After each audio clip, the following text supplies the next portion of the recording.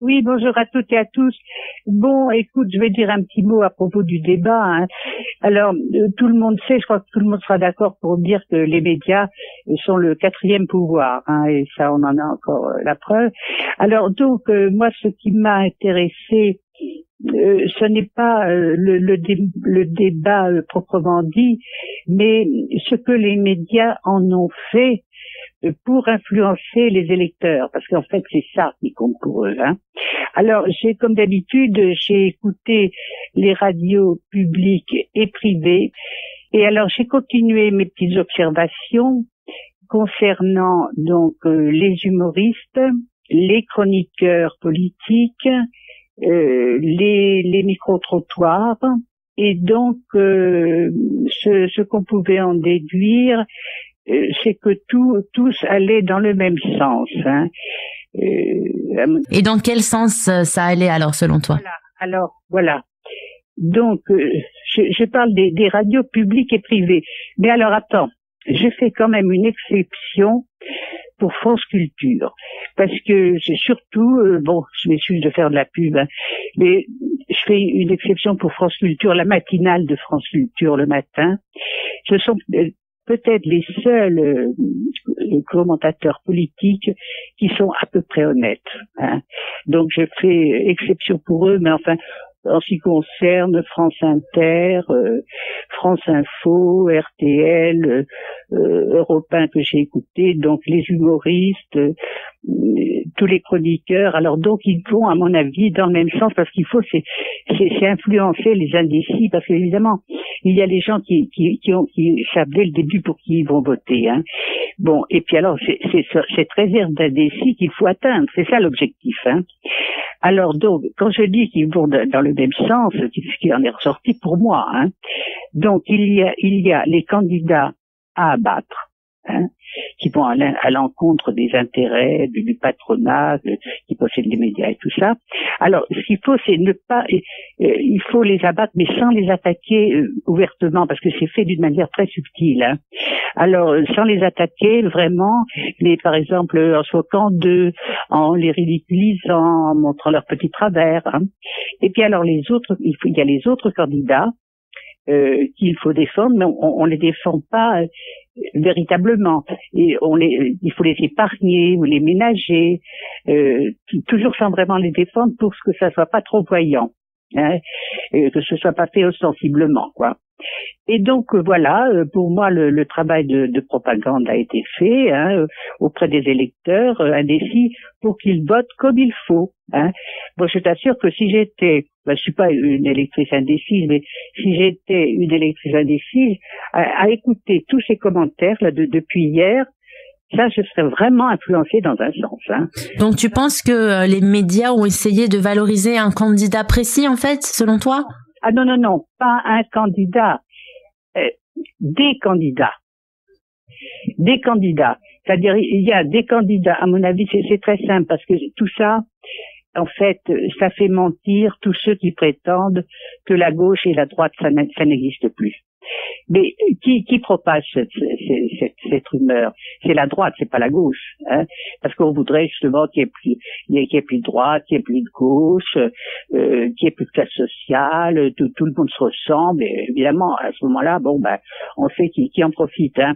Alors donc, leur travail, c'était d'influencer, pas vraiment de dire il faut voter tel candidat, mais en fait il y a deux sortes de candidats, c'est très net. Il y a les candidats de droite et les candidats de gauche, hein. Il y a pas à dire, hein, c'est comme ça, hein. Donc c'était fait pour influencer à mon avis, les électeurs dans un sens ou dans un autre. D'accord. Mais alors, excuse-moi Marie-Madeleine, alors si tu penses que certains ont pu être quand même influencés, toi qui n'as pas été influencé, qu'est-ce que tu en as pensé de ce débat? Est-ce que ça t'a changé les idées ou pas? Ah bah non, moi il y a longtemps que je savais pour qui voter depuis. Non, parce que tu comprends, moi je suis politisé depuis longtemps, alors je me compte pas, tu comprends. Je me compte pas parce que ce qu'il y a, c'est il y a beaucoup de gens qui s'abstiennent ou qui sont indécis. C'est ceux-là qui comptent, tu vois. Mais moi je compte pas comme tous ceux qui savent pour qui ils vont voter. C'est pas intéressant, tu comprends. Moi ce qui m'intéressait, c'était l'objectif donc des médias de toucher les indécis. Tu comprends ce que je veux dire? Donc pour moi, ça m'a pas étonné. Tu comprends tout ce qui a été dit là hier. Je peux pas dire que ça m'a influencé puisque j'étais déjà décidé. Hein. Mais moi, tu comprends, je veux pas prêcher pour ma paroisse, hein, parce que j'estime que ici et maintenant, c'est pas une tribune pour défendre son candidat. Hein. Il y en a qui le font, qui en abusent, et ça moi, ça ne me plaît pas. Hein. Moi, je vais pas dire il faut voter pour un tel parce qu'il est formidable et répéter ça pendant une demi-heure.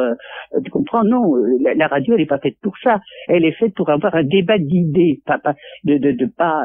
Bah justement, c'est les idées de ces intervenants-là, justement de choisir un candidat et de parler sur lui, puisque l'antenne est à leur disposition, ils peuvent quand même le faire. Et mais voilà. Moi je suis tout à fait pour la discussion. Hein. Moi j'adore ça, mais moi ce que j'adore c'est le débat d'idées. Tu comprends? Le débat d'idées, ça sert à rien que je te dise, par exemple, moi j'ai choisi tel candidat, j'ai raison, moi, Marie-Madeleine, faites comme moi, parce que ce candidat est formidable. Ça sert à rien, parce que moi j'ai un parcours, toi tu en as un autre, chacun a eu sa vie, a eu son parcours qui est différent, donc ça sert à rien de faire du prosélytisme, tu comprends? Mais moi, ce qui me choque, moi, c'est la malhonnêteté des médias, c'est ça, tu comprends? Les médias, ils sont là pour conserver le pouvoir pour ceux qui l'ont déjà, hein. Donc, il y a la droite et il y a la gauche, contrairement à ce qu'on veut nous faire croire. Donc, il y a des candidats de droite et des candidats de gauche. Ça c'est net. Hein, tu les prends les uns après les autres, hein, c'est net, hein. Donc, que font les médias? À travers tous ces petits commentaires souvent perfides ou qui se veulent subtils, en fait, tu sais, il y a des manières de le faire, et y compris les humoristes. C'est très très intéressant les humoristes, hein, parce qu'ils tapent là il faut, ils ridiculisent, et là c'est l'arme absolue, ça, le ridicule, hein, c'est bien. Alors voilà, donc c'est tout ce que je voulais dire, hein, donc c'est pas, je dis pas des choses définitives, je fais part de mes observations, et que les médias sont toujours là pour défendre ceux qui sont au pouvoir, pour les maintenir au pouvoir. Bon, bah, il n'y a rien de nouveau, tu vois, c'est quelque chose de très banal, mais ça se confirme encore cette fois. Voilà, je sais pas ce que évidemment, je te demande pas ce que tu en penses, mais j'ose même pas demander aux auditeurs ce qu'ils en pensent, que quand je leur pose une question, ils me répondent pas. Bon, on va voir, peut-être que là, ils vont répondre. Non, mais t'as compris ce que je voulais dire, hein. Oui, on a compris, tous les auditeurs. Que les médias étaient très orientés, et qu'ils influençaient les gens, et que bon, l'enjeu est lourd, hein. C'est l'argent qui est en jeu, hein. Il n'y a pas de doute, et c'est toujours ça qui est le plus important pour eux, hein. Allez, je te dis bonsoir à tous.